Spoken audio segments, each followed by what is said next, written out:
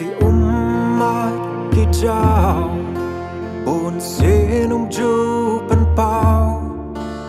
chỉ bon ki jeng jen Jerusalem en rei ju pen dam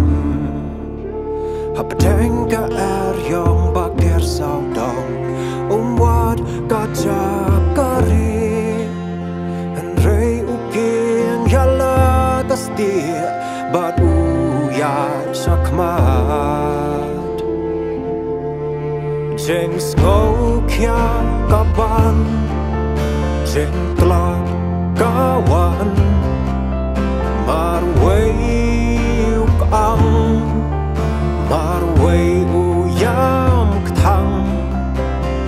rei uya cha prang na mariu la kaban long urang ya kon mình xem trong u ca ong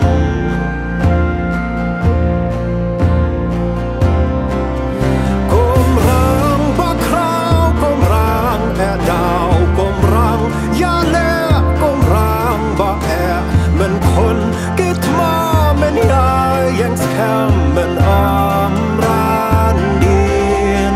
men hap ya len ba len ti sha mem day ban ot me hap ban sha mem hap ban long ban boy sha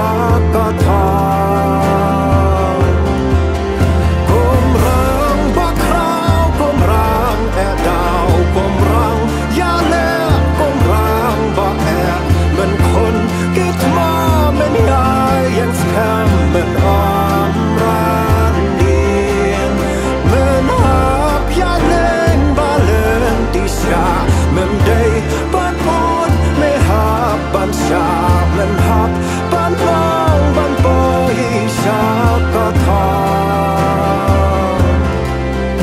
hap day ki ding pen kyang men yang skam ko mau siang ka lieng kan ka arda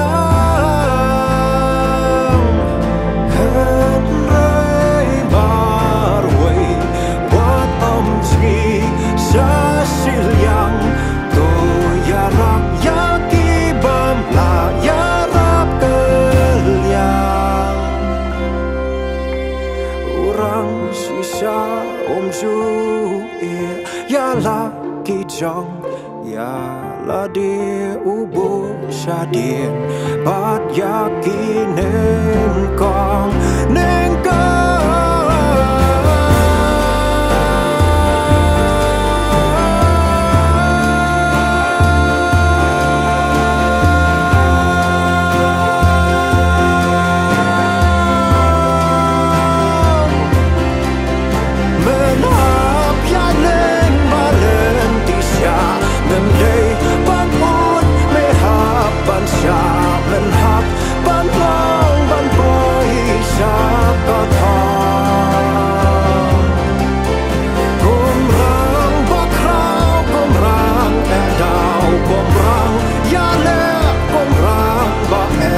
mình